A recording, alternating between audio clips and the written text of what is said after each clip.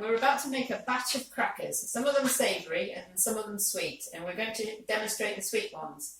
We actually found something that we bought which we really liked and decided we could probably emulate it, and we're really pleased with the results. So we're going to show you what we've done. The ingredients for this one, this is basically a coconut and ginger. By the time we'd done it, I would say it's more of a bread than a cracker, because even though we dehydrated it for a long time, it was still quite soft and chewy, but dried. So this does require a dehydrator. I can't really say for sure how it would be with an oven, but give it a go. We start off with coconut. That's shredded coconut, and it's the largest ingredient for this. And we've then got dates, a smaller amount of dates, and that's followed by cashew nuts, similar to the dates in terms of quantity, a smaller amount of raisins, a liberal helping of ginger because we love ginger. Obviously, if you wanted to have less heat in them, you would just use less. And this is vanilla. So we've also got for this, the other piece of equipment that's pretty important for this is a really strong high-speed blender. It's worth trying anyway. You may find that if you're using a blender that's not quite so powerful, you may find you need to add a little bit of water, and that's fine because you will get to extract that by dehydrating it, as long as it's not too watery, and then it probably will go quite mushy. So in first is the coconut and the dates. It's all going in. Cashews. So these are in order, more or less in order of quantity, so they're getting smaller. Raisins. There's one left over. Ginger. Obviously powdered ginger would work too if you don't have any root ginger to hand. And just a small amount of vanilla. Okay, I'm going to give it a go first, but I will almost certainly need to use the tamper. I'm expecting to need to use the tamper, which is this. And this kind of prods it down and helps to blend it. So we'll see how it goes. This could be noisy. Let's try it.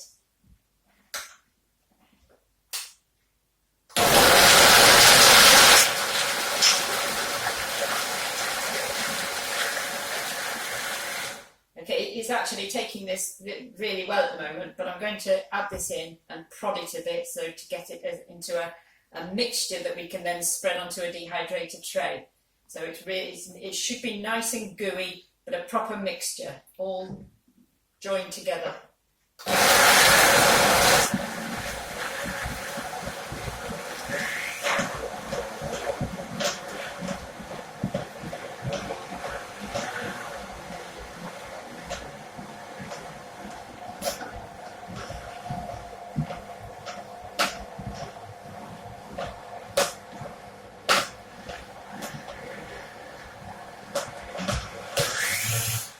I think what we'll do with this is it's obviously compacted now down into the bottom. I want to get a spoon in there and move it around a bit and have another go at doing it a little bit more, possibly with a little bit of water. So in order to spare some time, do you think we can turn this off while we do that, and I'll resume in a moment? Okay, so we're back. We've finished the blending. I put in about just a small amount of water. It nearly filled this. That's all it needed. You probably won't need water if you've pre-soaked the dates and or the raisins, but we didn't do either, so it did need a little bit of water, and it was fine, just that small amount. It can be also done with a little bit more, don't worry about it too much. So we're just getting the last of it out. It was a really nice sticky mass, and just getting the last bits out of the jug before we spread it out and make a big sheet with it, really, which will then go onto the dehydrator tray and into the dehydrator. I think I've got nearly all of it out, and what I haven't got out, I'm sure I know somebody who will happily eat what's left. Would you like that? Thank you. So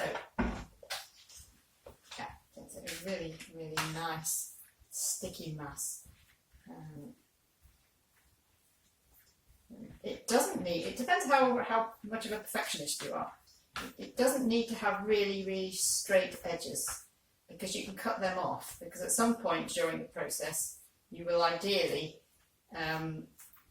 want to slice it up into cracker sizes before it's finished dehydrating, because then it's so much more difficult to do. We would tend to do this about 2 to 3 hours in, because it's already quite, I mean, it's possible maybe even to do it now, because it's so, it's got quite a lot of integrity. So we could do it now, but maybe I'll save it for later. We also flip these and take the Paraflex sheet off. Sometimes, we may not do that with this one, we may just keep that on. But sometimes we'll do it, because it gives more air to it. We'll do that. We'll take the sheet off when we flip it, so that it gets done on both sides really evenly. In terms of how long to keep it in the dehydrator, this one's an overnight one really.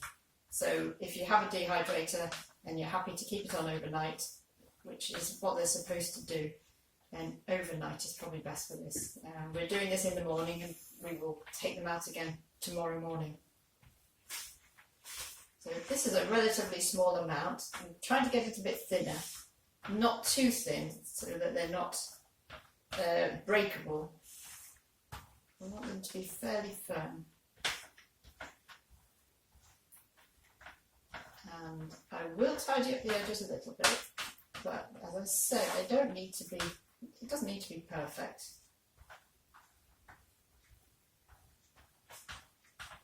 How much will this create? If you're doing small crackers, well, again, it depends how big you want. I mean, you might do 4 enormous ones. I don't recommend it, but it should do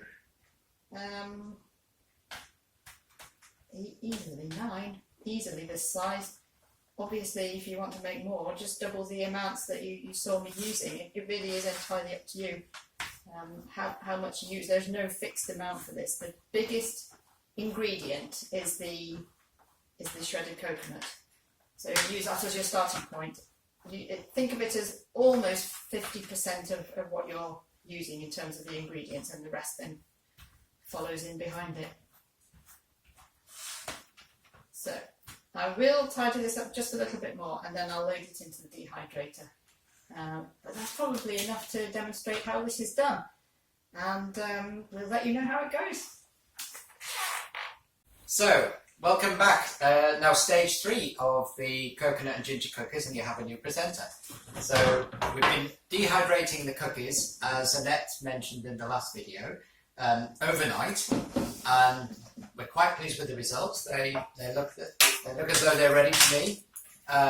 So what I'm going to do is I'm going to place them in an airtight jar. We like these Kilner jars because they obviously enable the crackers to last for quite a while. I think we've actually kept them for a number of weeks, sometimes possibly even a couple of months, and they have actually still been okay, but it's probably better to eat them within a few weeks, because they do tend to over time go stale. So just have to gauge it really yourself. But you can guarantee that these are not going to last very long in our household, because they're so delicious. So what I'll do is I'll just break them up. These we've found that they don't actually go as crunchy as some of the other crackers we do. I think it's probably something to do with the fact that we put some soft fruits in, like in this one we put in sultanas, and we also put in some dates. And when you dehydrate those, they don't tend to allow the cracker to go as crunchy, so you end up with a more chewy cracker, but it's still delicious. And we actually like that, because it's kind of almost like a cross between a cracker and a bread. That seems to suit itself really well to a more sweeter dessert type version. So those are all broken up, so I'm just going to place them in the jar quickly, and they're still warm, but it doesn't matter because they are dry, so there won't be any condensation.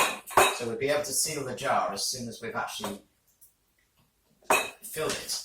The one thing about dehydrating food is that you need to ensure that that if you want to actually just keep them in a cold store rather than in the refrigerator, that they do have to be completely devoid of moisture. So you can gauge that usually by the crackiness or just by the feel. And I'm confident that these are absolutely dry. I can already feel that they are. So there's some little bits here left. We always do some little extra bits so that we can actually test these, which I'm going to do now. So just to see. Spot on, absolutely delicious. I like to put a little bit of coconut oil on the top of those, but you can basically put any kind of nut spread, or you might just have them on their own. It just depends. So I'll just finish that off in a moment. So there's the finished jar. Also, here's the others that we also made yesterday. These are savoury crackers.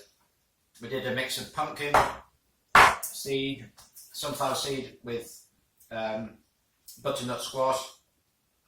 Very difficult to talk and eat, so I'll round this up now. But we're very pleased with the day's work yesterday, so we're now going to enjoy all of these. So thanks very much for your time and attention, and see you next time.